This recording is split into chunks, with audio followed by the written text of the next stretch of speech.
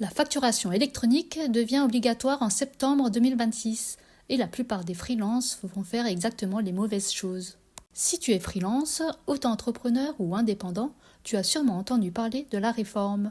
Mais entre les infos floues, les dates qui changent et les outils partout, c'est facile de se planter. Dans cette vidéo, je te montre les 5 erreurs les plus courantes et surtout comment les éviter sans te prendre la tête.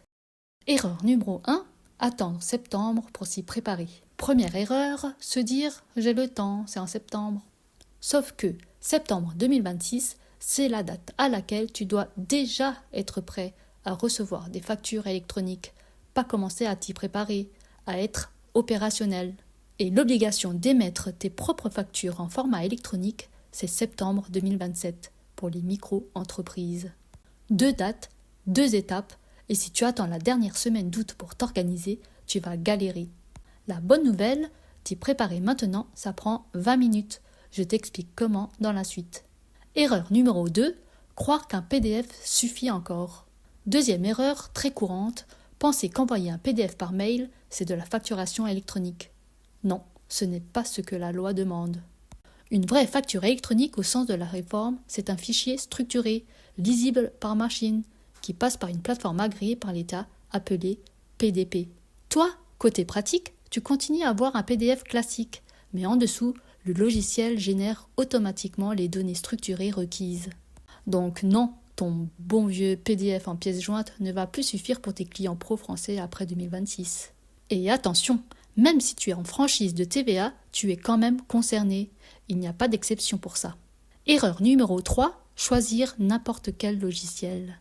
Troisième erreur, foncer sur le premier logiciel venu parce qu'il est beau, pas cher ou parce qu'un ami te l'a conseillé, sans vérifier s'il est conforme à la réforme. Pour être conforme, ton logiciel doit être une plateforme agréée ou être connecté à une. La bonne nouvelle, il existe des nouvelles solutions gratuites et conformes, pensées spécialement pour les freelances. Mes recommandations pour démarrer. Time, gratuit, facturation illimitée, plateforme agréée intégrée, compte pro inclus. Idéal si tu démarres. Indie, gratuit aussi, avec en plus la comptabilité automatisée, les déclarations URSSAF et la synchro bancaire. Très complet pour un indépendant. Pennylane, plus avancé, parfait si tu travailles avec un expert comptable. Les liens sont dans la description, je t'ai mis les versions gratuites directement.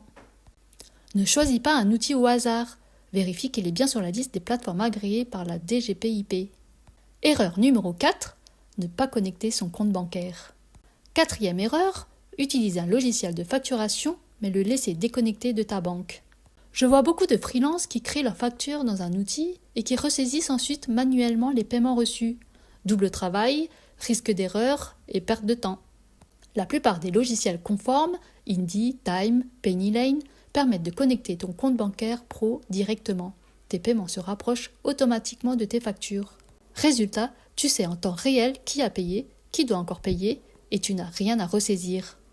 Si tu n'as pas encore de compte bancaire pro dédié à ton activité, c'est aussi le bon moment d'y penser, ça simplifie vraiment la gestion. Erreur numéro 5, ignorer l'automatisation. Cinquième erreur, et c'est peut-être la plus sous-estimée, ignorer tout ce que tu peux automatiser.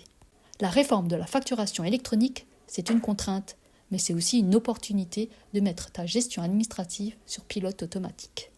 Relance automatique pour les impayés, rappel de paiement, export comptable en un clic, déclaration pré-remplie. Ces fonctionnalités existent déjà dans les outils que je viens de mentionner et elles peuvent te faire gagner plusieurs heures par mois. Un freelance qui automatise sa facturation, c'est un freelance qui passe ce temps-là à travailler pour ses clients ou à se reposer. Et en bonus, une erreur que j'entends souvent, confondre e-invoicing et e-reporting. L'e-invoicing, c'est l'échange de factures entre pros via une plateforme agréée. L'e-reporting, c'est la transmission de données à l'administration fiscale pour les opérations qui ne passent pas par ce circuit. Tes ventes à des particuliers, par exemple. Si tu as des clients particuliers en plus de tes clients pros, tu seras aussi concerné par l'e-reporting à partir de 2027. Retiens bien les deux. Si cette vidéo t'aide à y voir plus clair, un petit like, ça m'aide vraiment à faire connaître la chaîne. Et abonne-toi, je publie régulièrement des vidéos concrètes sur les outils et la gestion pour les freelances. Donc pour résumer, 1. N'attends pas septembre, prépare-toi maintenant. 2. Le PDF ne suffit plus, il faut un outil conforme. 3. Choisis un bon logiciel, Time ou Indy pour démarrer, c'est gratuit et ça marche. 4. Connecte ta banque, ça t'évite des heures de saisie manuelle. 5. Automatise. La réforme, c'est aussi une opportunité de gagner du temps. C'est pas si compliqué une fois qu'on a les bonnes infos. Et maintenant, tu les as. Les liens vers les logiciels sont dans la description. Je te retrouve dans la prochaine vidéo. Prends soin de ton activité. Et abonne-toi!